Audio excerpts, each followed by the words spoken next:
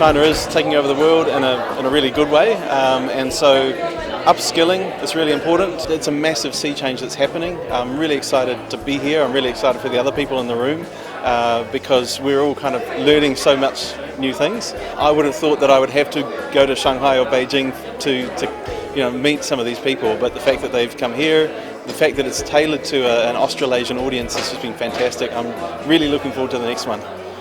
Learning a lot, and it's been really useful for someone who's already got a developed strategy in the region to know that we're going on the right track, and the opportunity to speak with the industry expert.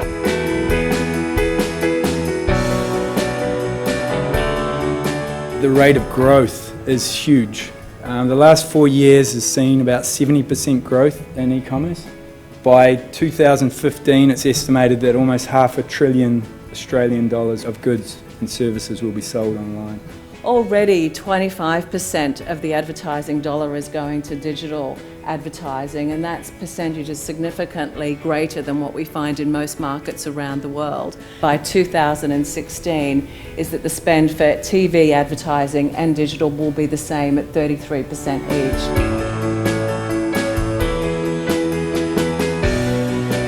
Before 2005, actually everyone in China is sitting at home in the living room watching at the TV set screen. That is the only one screen that we obtain entertainment information. And then this year is very special.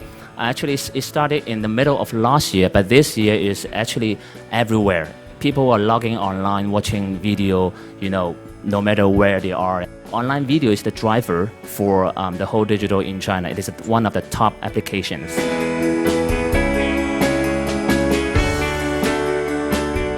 One of the things that constantly surprised me in China in the last few years was the companies that would be coming in, international companies, American, European, even Australian, who thought that they could do business in China without a Chinese language website.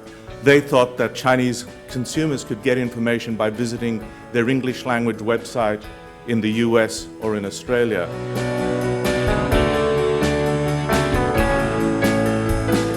China is different from the rest of the world, which is dominated by Google. Right? I think only a few countries is not dominated by Google. Google used to have 30% of the market share at the best time, but after Google left China, moved the server to Hong Kong. So now, at the latest date, up to 30th of September this year, so Google now only have 2%.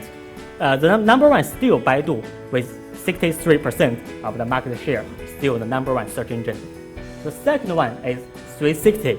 It's a very new search engine that came out August last year, so it's only 14 months old until now, but got 19% market share.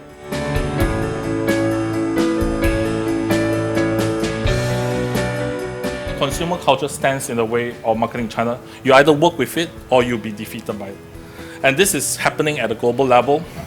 The Amaze generation, which is another way of saying millennials or Gen Y, they're reducing store into showrooms. Basically, they don't go there to buy. This is happening very bad in UK right now, and it's going to happen in China in the next few years.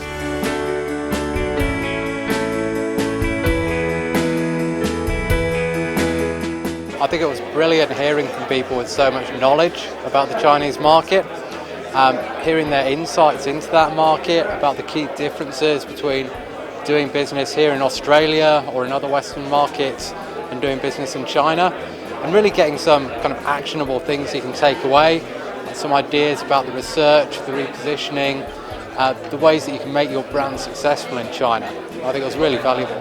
It's been a fantastic day. I've really learned a lot.